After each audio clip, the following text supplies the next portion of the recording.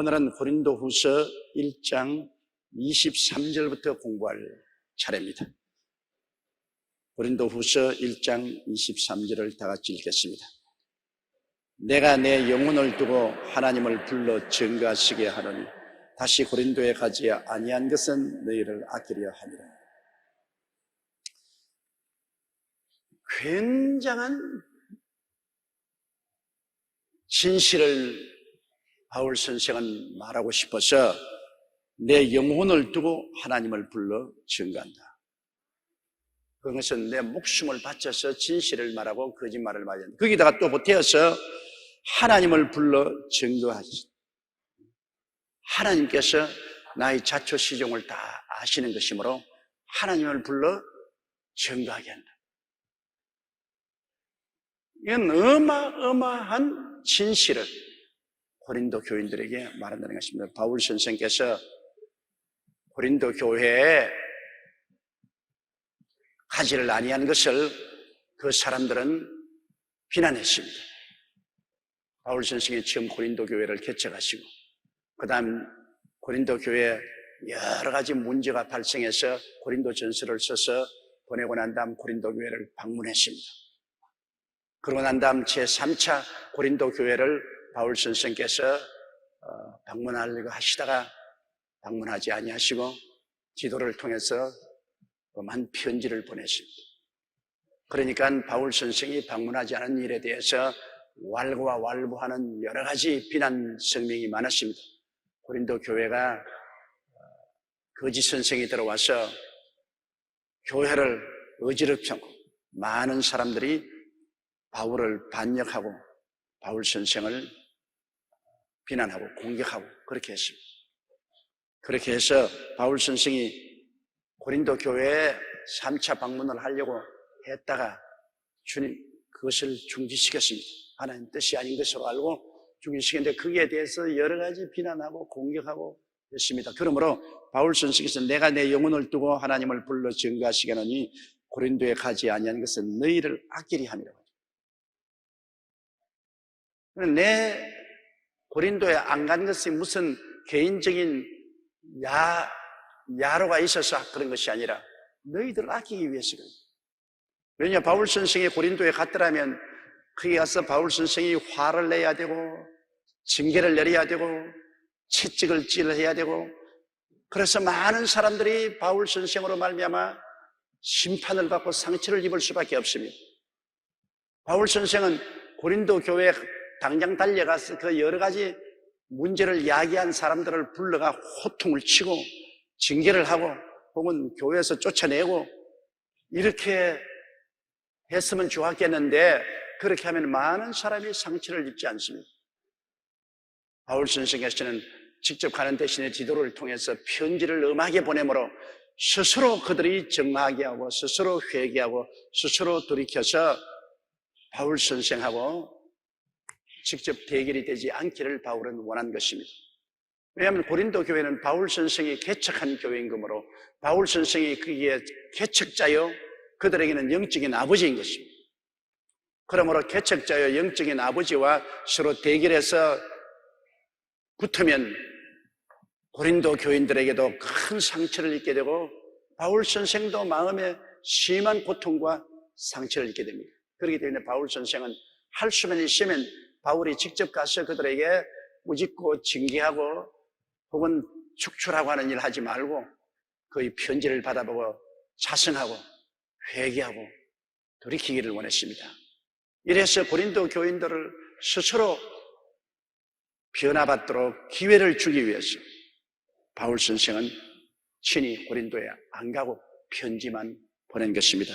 그 진실을 바울 선생은 알아달라는 것입니다. 내가 안 간 것은 너희를 아끼리 함이다. 그 다음 24절요. 우리가 너희 믿음을 주관하려는 것이 아니요 오직 너희 기쁨을 돕는 자가 되려 함이니 이는 너희가 믿음에 섰습니다. 부모가 항상 어린아이를 도와줄 수는 없지요. 유치원, 초등학교, 중등학교, 고등학교를 졸업하고 혹은 대학을 졸업하면 이제 부모 수라를 떠나야죠.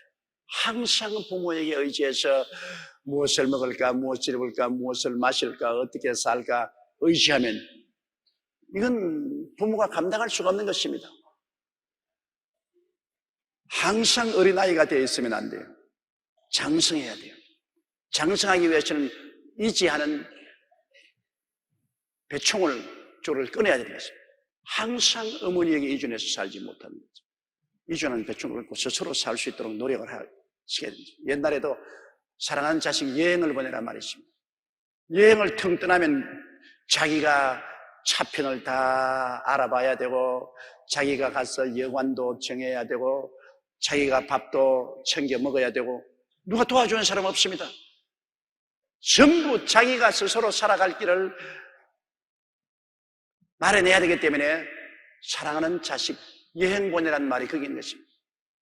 요사이는 배낭여행 시켜서 저 미국이나 구라파나 그냥 퉁 방학 동안에 떠나보내는 거 참 좋습니다. 젊은 사람들 배낭여행 해볼 만해요. 그래서 온 세계 각지에 다니면서 자기의 먹을 것과 있을 곳을 스스로 해결해가면서 배낭여행을 하면 집에 있을 때가 얼마나 행복했느냐, 부모 설아에 있을 때가 얼마나 좋았느냐는 것을 느끼게 되죠. 자립심을 길러줘야 되겠죠. 자립하지만은 안 됩니다. 그래서 우리가 너희 믿음을 주관하려는 것이 아니고 항상 바울 선생이 교회 개척자로서 교회의 아버지로서 성도들의 믿음을 주관해서 이렇게 하라 저렇게 하라, 이것도 오면 내가 기도해 주마, 저것도 하면 기도해 주마, 이것도 내가 도와주마, 저것도 도와주마, 이렇게 하면 신앙이 안 자르니까 이제 내가 너희 믿음을 주관하지 않으려고 어려운 문제가 당했을 때 늘 찾아가지 않는다. 스스로 해결하라. 교회 어려운 문제가 생겼으면 스스로 해결하라. 너희 재직들이 모이고 혹은 당회가 모여서 잘못한 사람은 스스로 판단해서 징계하고 혹은 필요한 사람은 교회에서 축출도 하고 의식기도 하고 이렇게 해야지. 밤낮 문제 생기면 빨리 바울 선생 오소서, 우리가 어려우니 와서 해결하여 주소서, 이렇게 하면은 완전히 그들의 신앙이 바울 선생에게 매어 달려있고 성장 발전할 수가 없는 것입니다. 그러므로 바울 선생은 말씀하기를 내가 안 가는 것은 우리가 너희 믿음을 주관하려는 것이 아니요 오직 너희 기쁨을 돕는 자가 되려 합니다. 사람은 스스로 일할 때 기쁨이 생깁니다. 왜냐하면 이존에 있으면은 자기가 성취한 일이 없기 때문에 성취감이 없죠. 무엇이라도 자기가 조그마한 거 만들어 놓으면 내가 했으니까 기쁘지 않아요. 야, 이거 내가 했다. 상당히 기쁨을 느끼는 것입니다. 남이 다 해주면 기쁨이 없죠. 그건 바울 선생이 너희가 스스로 신앙생활을 하고 결정을 함으로 성취감이 오고 기쁨이 오는데 우리가 뒤에서 도와주기를 원하는 것이지. 우리가 다 성취해버리고 너희들에게는 아무런 성취감도 없고 기쁨도 없으면 무슨 소용이 있느냐. 우리가 처음 나가서 예수 믿고 구원받으라고 전도해가지고서 한 사람이 회개하고 죽게 나오면 상당히 성취감이 생깁니다. 야, 성령님이 나도 사용하시는구나. 야, 내 말을 듣고 전도해서 참 기쁘다. 성취감이 있는데, 셀 리더가 밑 데리고서 당신은 가만히 있어. 내가 다 전도할 테니까. 구경만 해. 밤낮 셀 리더가 전도하고 기도하고 하니까 따라만 다니면 셀 리더는 성취감이 있습니다. 회개시키고 주께로 인도하니 기쁘다. 성취감이 있지만은, 그러나 따라다니는 사람은 구경만 하니까 아무 성취감이 없어. 기쁨이 없단 말입니다. 셀 리더가 이제는 내가 안 하고 당신이 전도하시오. 아니, 난 못해요. 못할 것 없어. 내가 뒤에 기도해 줄 시간에 해보세요. 나가서 전도해서 회개하고 예수를 믿게 되면 성취감이 생깁니다. 야, 이거 나도 되는구나. 그거 기쁘시고. 그러면 셀 리더는 그 기쁨을 도와주는 사람이 돼야지 주장하는 사람이 되지 말아야 되는 거죠. 이 성취감이라는 것이 여러분 인생에서 가장 큰 기쁨과 즐거움입니다. 내가 무엇을 이루었다고 생각할 때 굉장한 기쁨과 즐거움이 오는 것입니다. 그렇기 때문에 할 수 있으면 다른 사람에게 일을 시켜서 그 성취감을 가질 수 있도록 도와주는 것이 좋습니다. 그러면 그 기쁨을 체험하게 되죠. 자녀들도 부모가 될 수 있으면 일을 시켜서 스스로 일을 완성해서 성취감을 갖게. 그러면 굉장히 기뻐하고 자랑스럽게 됩니다. 야, 내가 이런 일을 다 할 수 있으는가. 그 성취감이 생기죠. 전부 다 얘라, 너는 못한다. 너는 가만히 있어. 그리고 내가 다 해주마. 그러면 자식들은 아무 성취감을 느끼지 못하고 기쁨을 느끼지 못하는 것입니다. 그러므로 여기 바울 선생은 너희 기쁨을 돕는 자가 되리 함이니 너희가 믿음에 섰습니다. 이미 여러분 예수 그리스도를 구주로 믿고 말씀에 서서 그릇만 믿음을 하기 시작하면 믿음에 선 사람입니다. 주일날 오고 11조 드리고 말씀 읽고 기도하고 그러면 벌써 그릇만 신앙이라도 이미 신앙에 선 사람입니다. 그럼 될 수 있으면 그 사람들이 스스로 하도록 자꾸 도와줘요. 2장 1절 우리 다 같이 읽겠습니다. 내가 다시 근심으로 너희에게 나아가지 않기로 스스로 결단하였노니. 왜냐하면 바울 선생이 지금 고린도에 가면은 근심을 가지고 나아가야 됩니다. 왜? 회개하지 않은 사람이 많기 때문에. 우상 숭배한 사람도 있고 음란한 사람도 있고 교회 돈 떼먹은 사람도 있고 그냥 사기친 사람도 있고 그런 사람들 다 바울 선생이 가서 정리정돈하려니까 마음에 상당히 염려와 근심이 많지 않아요. 바울 선생은 이미 고린도 교회 고린도 전서를 기록하고 난 다음 교회 갔을 때 교회 상당한 문제들을 해결하고 정리정돈했는데 그 다음에 또 와서 거짓 종들이 들어와서 교회를 흐트러 놓았는데요. 요번에 또 바울 선생은 또 채찍을 들고 가면 밤낮 채찍만 들고 오는 사람이 된단 말입니다. 그러므로 내가 다시 근심으로 너희에게 나아가지 않기로 스스로 결단했다. 좀 웃는 얼굴로 기쁜 마음으로 찾아가야지. 염려 근심을 잔뜩 가지고서 노기를 띠고 채찍을 들고 그는 가지 않기로 결단을 내렸다. 그 말인 것입니다. 사실 그래요.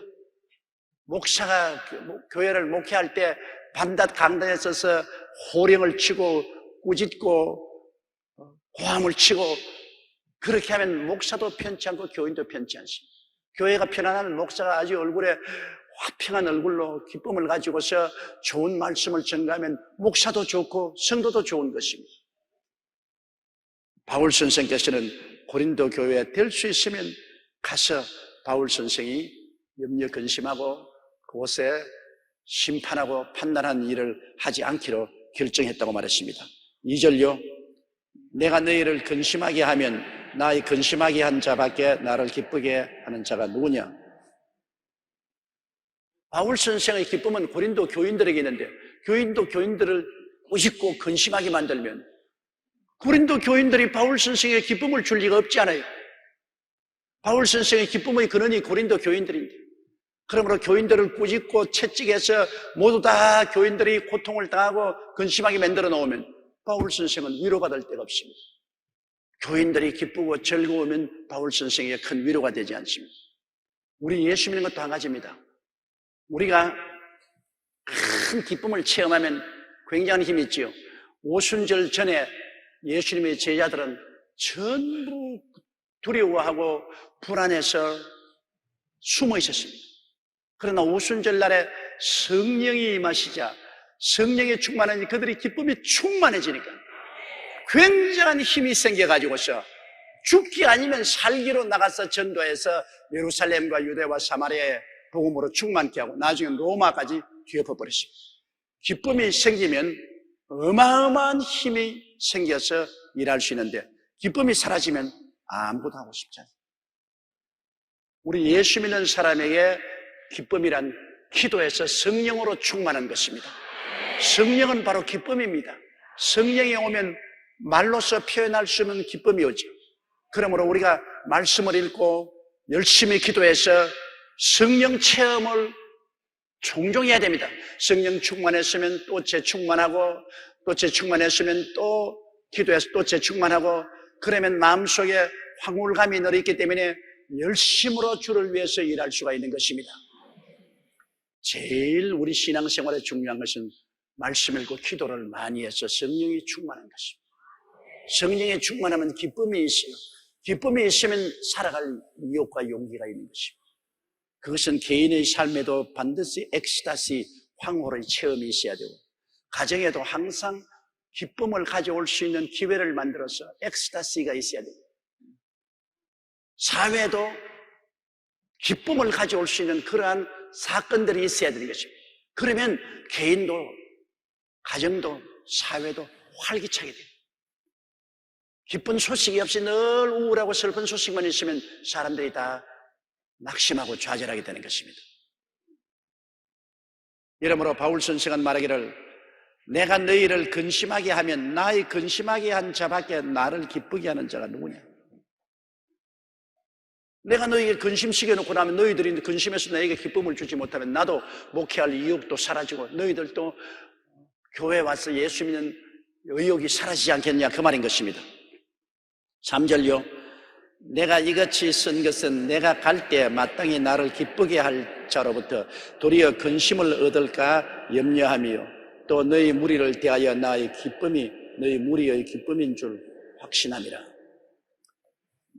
바울 선생께서 이같이 썼다. 다시 말하면 내가 왜 고린도에 지금 가지 않았느냐, 고린도의 교회가 아주 스산하고 좋지 않은데 왜 안 가느냐, 그 이유는 내가 이같이 쓴 것은 내가 갈 때 마땅히 나를 기쁘게 할 자가 너인데, 내가 가면 나를 환영해주고 우리 목사님 오셨다, 우리 사도님 오셨다고 나를 대접해주고 기뻐해주고 내가 말씀을 전가하면 함께 아멘 할렐루야를 하고 찬송하고 이렇게 해야 될 너희들이 내가 가자마자 고약한 사람들, 어떻게 예수를 이렇게 믿느냐, 교회를 이렇게 풍지박산 맞느냐, 너희들이 그래도 소위 신자냐 이렇게 꾸짖어 놓으면 바울 선생 보고 환영도 하지 않을 것이고 입이 미쭉하게 돼가지고서 와서 우리 꾸짖기만 하고 나는 야단만 치고 뭐 바울 선생 와서 우리가 좋은 게 뭐냐 이렇게 되고 마는 것입니다. 그렇기 때문에 바울 선생은 그걸 두려워한 것입니다. 내가 이같이 쓴 것은 내가 갈 때 마땅히 나를 기쁘게 할 자로부터 근심을 얻을까, 나를 기쁘게 해줄 자가 기쁘게 안 해주고 오히려 근심을 얻을까 염려하며 또 너희 무리를 대하여 나의 기쁨이 너희 무리의 기쁨인 줄 확신. 내가 너희로 말미암아 기뻐하면 너희는 또 나로 말미암아 기뻐하지 않느냐. 서로 기쁨을 주는 것입니다. 4절요. 내가 큰 환난과 애통한 마음이 있어 많은 눈물로 너희에게 썼노니 이는 너희로 근심하게 하려 한 것이 아니요 오직 내가 너희를 향하여 넘치는 사랑이 있음을 너희로 알게 하려 합니다. 바울 선생은 고린도 교회에 찾아가 대신에 지도를 통해서 편지를 보냈습니다. 고린도 후서가 오기 전에 고린도 전서 말고 고린도 후서 사이에 그들에게 바울이 편지를 쓰는데 바울의 감정을 한번 보십시오. 바울이 참 감정이 풍부한 분입니다. 내가 큰 환난과 애통한 마음이 있어. 고린도 교인들을 생각하니까 애간장이 끊어져. 마음에 큰 환난, 마음에 그냥 완전히 그냥 마음이 형언할 수 없이 마음이 고통스러워. 마음에 큰 환난과 통곡하는 마음이 있어. 그러니 바울 선생이 고린도를 교인들을 얼마나 사랑했는지, 고린도 교인들이 잘못되고 있는 것을 볼 때, 거짓 선지자에게 끌려가고 하는 것을 볼 때 얼마나 마음이 큰 환난과 애통하며, 부모가 자식을 향한 마음 갖고 강아지입니다. 자식은 방종해서 잘못 나가면 그 자식을 바라보는 부모가 마음의 환난과 고통이 있는 것입니다. 고린도 교인들은 영적인 자식들이니까 바울 선생을 그렇게 끔찍하게 사랑하지 않아요. 그러나 바울 선생은 영적으로 그 교회에 나왔기 때문에, 영적으로 자기 자식이기 때문에 고린도 교인들에 대해서 그런 마음에 큰 환난과 애통하는 마음이 있어 많은 눈물로 너에게서. 바울의 감정이 얼마나 풍부합니까? 그냥 눈물을 흘리고 있은 게 아니라 편지를 쓸 때 많은 눈물을 흘려 엄중한 편지를 썼습니다. 고린도 전서나 고린도 후서 사이에 고린도의 지도를 통해서 편지를 했는데 그 편지는 지금 없어요. 사라지고 없는데 바울 선생이 이 말하기를 그 편지를 쓸 때 많은 눈물을 흘리면서 썼다. 너희들은 그 편지를 그냥 받아서 읽었지만 나는 마음의 환난과 애통하는 마음과 많은 눈물을 흘려서 그 편지에 눈물 자국이 툭툭툭툭 떨어지도록 그러한 마음으로서 편지를 썼다. 그것은 이는 너희로 근심하게 하려는 것이 아니요 오직 내가 너희를 향하여 넘치는 사랑이 있음을 너희로 알고, 내가 편지에 너희를 꾸짖고 욕하고 때리고 한 것은 너희 미워서 그런 것이 아니다. 내가 너희 영혼을 너무나 사랑하기 때문에 그렇게 했다는 내 충정을 알아달라. 그러나 바울 선생께서 엄중한 편지를 쓸 때 그 편지를 쓰는 바울의 마음이 내가 이 편지를 쓰면 고린도 교인들이 얼마나 고통스럽고 괴로워하고 어려움을 당할 것이다. 그러므로 그 편지를 쓰면서 바울 선생은 스스로 더 괴로운 마음에 말로 다 할 수 없는 그 환난과 애통하는 마음 가지고 많은 눈물을 흘리면서 엄한 편지를 썼는데 그렇게 편지 쓴 것이 너희들 미워서 한 것이 아니라 내가 얼마나 너희를 사랑한다는 것을 알려주기 위해서 그렇게 했다. 그렇게 말씀한 것입니다. 그러므로 여러분, 사랑은 그냥 좋게만 해주는 것이 아닙니다. 사랑은 채찍질도 하는 것입니다. 채찍질하는 것이 오히려 더 큰 사랑일 수가 있는 것입니다. 저는 언제나 말하지만 제가 중학교 시절에 우리 영어 선생을 그때는 미워했다고요. 그분이 교실에 들어올 때는 언제나 이 대나무, 큰 대나무를 어깨에 들고 와요.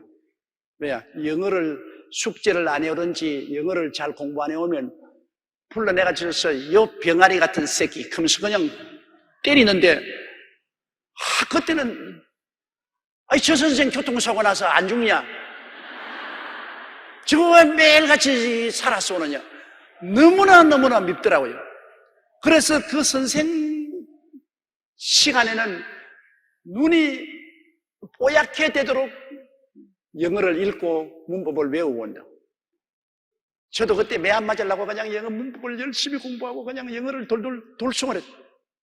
그러면서 그때도 저놈의 선생 죽으면 좋겠다고 생각했는데 오늘날 내가 돌이켜볼 때 제가 오늘날 스스로 영어를 자습하고 공부해서 원천하에 나가서 복음을 전가할 수 있는 기초를 닦은 것은 그 선생님 때문에 닦은 것입니다. 지금 돌이켜보면 그 선생이 얼마나 고마워요. 그 대나무 몽둥이를 2개나 가져왔으면 더 좋았을 거 가지고서 하나만 가지고 그땐 다 미워했지만은 그 선생 때문에 나는 영어를 지금 잘하게 됐어요. 그때 기초를 닦았기 때문에 훗날에 내가 자습할 수 있는 기초가 없으면 자습도 못하잖아요. 그래서 내가 늘 돌이켜보면 그 선생 고마운 생각이 나요. 여러분, 선생님도 음악에 가르쳐야 애들 공부하는데 요 사이는 애들 교육이 안 되는 것은 선생이 애들 좀 음악에 꾸짖고 때리면 당장 핸드폰을 가지고서 경찰에 고발하든지 안 가는 부모에게 선생이 날 때린다 그러면 부모가 또 입에 거품을 물고 뛰어와가지고서 삿대질하면서 어떻게 키운 자식인데 네가 왜 내 자식 때리냐? 선생 못해요. 못 가르쳐. 일단 선생이 선생으로 들어오면 나무 자식 맡았을 때 누가 때리고 싶겠어요? 자기는 월급만 받아먹으면 되는데 뭐 그렇게 때릴 이유가 없지 않아요. 그러나 그래도 교육을 시키겠다는 안타까운 마음이 있기 때문에 못되게 구는 놈 때리는 것입니다. 또 젊은 애들 못되게 구는 놈들 많지 않아요, 여러분. 학교 가서 대단히 못되게 굴거든. 저도 학교 다닐 때 꽤나 못되게 구른 적이 있어요. 왜냐하면 옆에 있는 애 점심 도시락 내가 다 먹어버리고 빈 도시락 딱 놔. 그러면 내 도시락 선생님 누가 내 도시락 먹었다고 애가 깡충깡충 뛰고 난 모른 척 하마. 그런 못된 놈들 많다고요. 그러니 선생이 할 수 없이 때려야 되잖아요. 그러니까 때리는 선생이 무슨 감정이 있고 미워서 때리는 거 아닙니다. 잘 때라고 때리는 것이면 교육적인 의미에서 어찌할 도리가 없습니다. 그런 거를 부모가 그냥 가서 선생에게 삿대질하고 어떻게 키운 자식인데 네가 왜 때리냐 이러면 선생이 좌절하죠. 낙심하고 뭐 애들 가르칠 의욕이 없습니다. 애라 까짓건 뭐 될 대로 되라. 내 사꾼으로 그냥 아무렇게나 가르치고 뭐 저기야 뭐 배우든 안 배우든 난 월급만 받아보면 된다. 이렇게 되면 애들 교육이 엉망이 되죠. 요 사이 점점 한국의 교육 현실이 이렇게 돼가고 있는 것을 볼 때 안타깝게 한이 없는 것입니다. 자, 5절요. 근심하게 한 자가 있었을지라도 나를 근심하게 한 것이 아니요 어느 정도 너희 무리를 근심하게 한 것이니 어느 정도라 하면 내가 너무 심하게 하지 아니하려 합니다. 바울 선생을 근심하게 했으면 다른 사람에게도 근심시켰을 것입니다. 몇 사람이 교회에서 잘못했으면 바울 선생만 근심하게 한 게 아니라 교회 선량한 성도들, 열심히 예수 잘 믿고 교회를 잘 받들는 사람들이 마음에 근심을 하게 됩니다. 저 사람들 때문에 우리 교회가 시끄럽고 말이에요. 예배 분위기가 엉망이고 교회 나오고 싶지 않다. 너무나 큰 상처를 입혔다. 이렇게 말하지 않고 어느 정도 상처 입혔다. 이렇게 내가 말하는 것은 너희를 심히 다루지 않으려고 내가 한다. 바울 선생은 어찌하든지 고린도 교인들을 부드럽게 다루려고 하는 그 심정을 여기에서 볼 수 있는 것입니다. 자, 6절요. 이러한 사람이 많은 사람에게서 벌받은 것이 족하도다. 거의 고린도 교회에서는 아마 틀림없이 교회 당회가 이 사람들을 징벌했을 것입니다. 6개월 교회 정지 처분을 했는지 안 그러면 교회에서 축출하는 이러한 정책을 내렸을 것입니다. 그래서 이러한 사람이 많은 사람에게 벌받은 것이 족하도다. 바울 선생의 편지를 받고 그 고린도 교회에서는 긴장을 하고 교회를 분란을 일으킨 사람들을 불러다가 징계를 내리고 적절하게 벌을 내린 것입니다. 그 바울 선생이 나중에 디모데에게서 디도에게 그 이야기를 다 들었습니다. 그러므로 이러한 사람이 많은 사람에게 벌받은 것이 족하도다. 7절요. 그런즉 너희는 차라리 저를 용서하고 위로할 것이니 제가 너무 많은 근심에 잠길까 두려워한다. 이게 부모 심정 아닙니까? 때려놓고 을사하는 것입니다.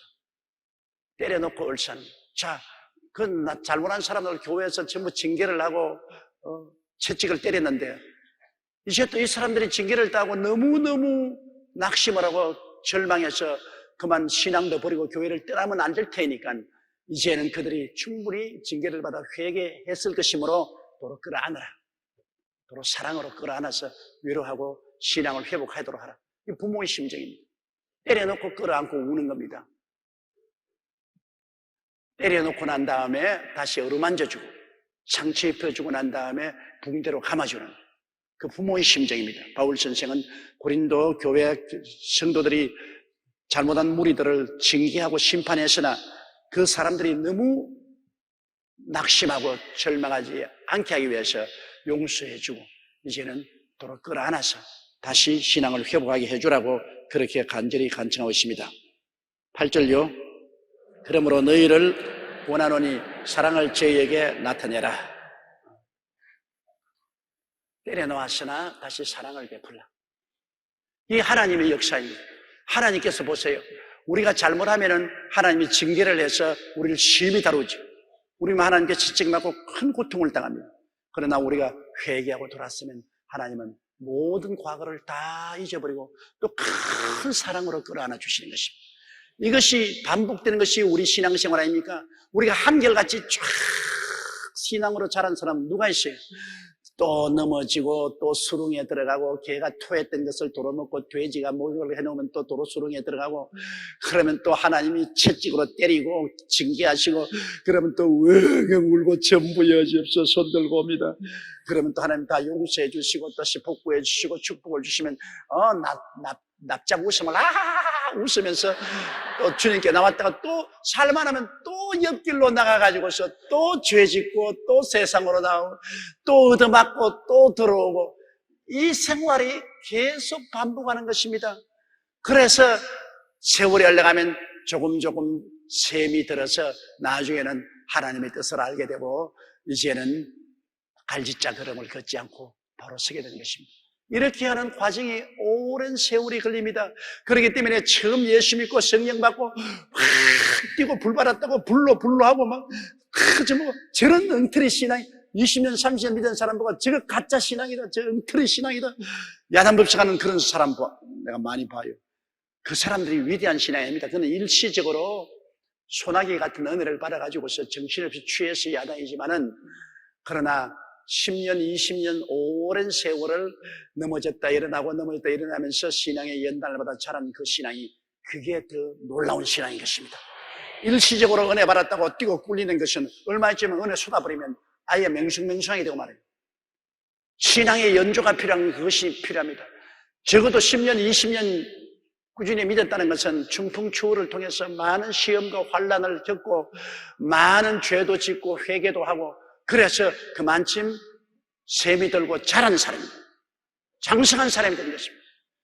신앙에 장성한 데는 시간이 필요합니다. 하루 만에 장성하지 않는 것입니다. 그렇기 때문에 올해 예수 잘 믿은 것 정말 칭찬하고 찬양할 만한 것입니다. 이러므로 여기에 고린도 교인들 중에서 시험에 들고 죄짓고 한 사람들 심히 꾸짖고 징계해서나 도로 받아들이고 사랑을 또 베풀어서 다시 신앙을 복구하게 하라. 이 하나님의 사랑이었습니다. 하루에 7번씩 70번씩 죄를 짓고도 회개해서 돌아오거든 용서해 주라 그랬습니다. 회개 안 하면 용서 안 돼요. 회개하고 돌아오면 용서해 줘. 7번씩 70번이면 490분입니다. 하루에 여러분 점심 도시락 사서 돌아다니면서 죄 지어도 490분 못 지어요. 그러니까 무한대로 용서해 줘. 회개하고 돌아오면 용서해 줘. 진심으로 회개하고 돌아오면 용서해 줘. 자꾸 회개하고 용서받고 또 회개하고 용서받음으로 성령으로 말미암아 점점 올바르게 쓰게 되는 것입니다. 9절요. 너희가 범사에 순종하는지 그 증거를 알고자 하여 내가 이것을 너희에게 썼노라. 그래서 이 편지를 바울 선생이 쓴 것은 너가 나쁜 일에도 내가 그들을 징계하라 할 때 순종하고 또 용서하라 하는 것도 또 순종하고 내가 범사에 너에게 여러 가지 교훈하는 것을 순종하는지 안 하는지를 보기 위해서 내가 이 고린도 후서를 그다음 적어서 보냈다는 것입니다. 고린도 후서를 써서 보낸 것은 내가 한 말을 들어서 순종해 주는지 아닌지 그 증거를 알고자 하여 이걸 썼다는 것입니다. 10절에요. 너희가 무슨 일이든지 네게 용서하면 나도 그리하고 내가 만일 용서한 일이 있으면 용서한 그것은 너희를 위하여 그리스도 앞에서 한 것이다. 그래 보기 때문에 너희가 무슨 일이든지 용서해 주면 내가 따라서 나도 용서해 주겠다. 너희가 용서해 준 사람을 내가 용서 안 해주는 일이 없겠다. 너희가 용서해 주면 나도 같이 용서해야겠다. 너희가 무슨 일이든지 네게 용서하면 나도 그리하고 내가 만일 용서한 일이 있으면 용서한 그것은 너희를 위하여 그리스도 앞에 선 거죠. 내가 용서한 일이 있으면 너희들이 잘 되기 위해서 용서해 줘. 예수님 안에서 너희 잘 되기 위해서 용서하는 것이지 너희 못 되기 위해서 용서하는 것이 아닙니다. 그러므로 너희들이 용서하면 나도 용서하고 내가 또 용서해 주는 것은 너희들이 돌이켜서 잘 되게 하려고 하는 것이지 못 되게 하려고 하는 것은 아닙니다. 그저 과거는 잊어버리고 내가 또 용서해서 그리스도 안에서 용서해서 너희를 바로 세우려고 하는 것이다. 용서는 이 세상에 살아가는 동안에 너무나 필요합니다. 용서 없이 인생은 살지 못합니다. 인생은 다 죄를 짓고 불의하고 추악한 사람이기 때문에 불완전하게 짝이 없죠. 그러므로 우리는 끊임없이 용서하고 용서받아야 되는 것입니다. 여러분 부부간에도 그렇잖아요. 남편은 아내를 용서할 줄 알아야 됩니다. 아내가 완전한 사람 아니거든요. 아내의 어느 심사 행동을 이해하고 동정하고 사랑하며 용서를 자꾸 해줘. 또 아내도 남편을 용서해야 됩니다. 남편을 자꾸 율법적으로 보고 따지고 하면 못 살아나요. 용서해줘야 돼요. 용서해서 자꾸 그걸 안아줘야 돼요. 어리석은 자식들도 부모가 용서하고 자꾸 끌어안아줘야 되고 이웃도 서로 용서해줘야 돼요. 내가 용서해주면 또 내가 용서받을 수 있어요. 그렇기 때문에 우리 주기도문에 우리가 우리 죄를 용서해준 것 같이 우리의 죄를 우리가 우리에게 죄 지은 자를 용서해준 것 같이 우리의 죄를 용서해달라고 주기도문에 그렇게 말했습니다. 우리는 용서해주고 용서받는 일을 해야지 율법적으로 나가면은 살아남을 사람 없어요. 남을 위해서만 용서하기라 나를 위해서 용서해줘야 돼요. 용서 안 하면 내 마음속에 하고 품고 있으면 내만 고생하는 것입니다. 사람이 마음속에 미움과 분노를 가지고 있으면 여러분 온 몸에 저항력이 없어집니다. 마음에 미움을 가지고 있으면 몸에 병균이나 병에 대한 저항력이 약해지기 때문에 쉽게 병들고 감기 들고 그리고 중대한 병에 걸려서 오래 못 살아요. 사랑은 마음속에 굉장히 몸에 저항력을 일으킵니다. 그래서 몸속에 저항력이 크게 생기므로 병들도 다 물리치고 건강하게 살아요. 용서하고 사랑하고 사는 사람이 심리적으로나 육체적으로 건강하고 행복하고 장수하고, 용서하지 못하는 사람은 마음에 병들고 육신에 병들고 불행하고 오래 살지 못해요. 그러므로 용서하는 것은 다른 사람 위해서 용서가 아니라 내 잘 살라고 용서해야 되는 것입니다. 남편 보고 보자. 자기만 불행합니다. 늘 남편처럼만 보면 불행하잖아요. 지 자식 놈, 위선자의 나쁜 놈의 자식. 그러면 자기가 늘 불행하지. 남편은 뭐? 근데 그 남편 미워하는 자기 마음은 괴롭단 말이에요. 자기만 고통스러워요. 나중에 자기 병들어 자기만 죽어요. 그런데 그냥 확 풀어버려요. 용서로. 아이고 하나님, 이 세상에 올바른 사람 누가 있습니까? 다 죄인이지요. 나도 죄인인데 하나님이 알아서 해주시옵소서. 기도나 해주고 하나님 변화시키고 올바른 사람 되게 해서 기도나 해주고 풀어버려요. 그러면 책임은 하나님이 져주시고 나는 편안해요. 내 마음에 풀렸으니까 꽁꽁 묶지 말고 풀어버려야 돼요. 아내에 대해서도 풀어버려야 되고 남편에 대해서 풀어버리고. 사람은 사람이 변화 못 시켜요. 하나님이 변화시켜요. 하나님께 맡겨버려요.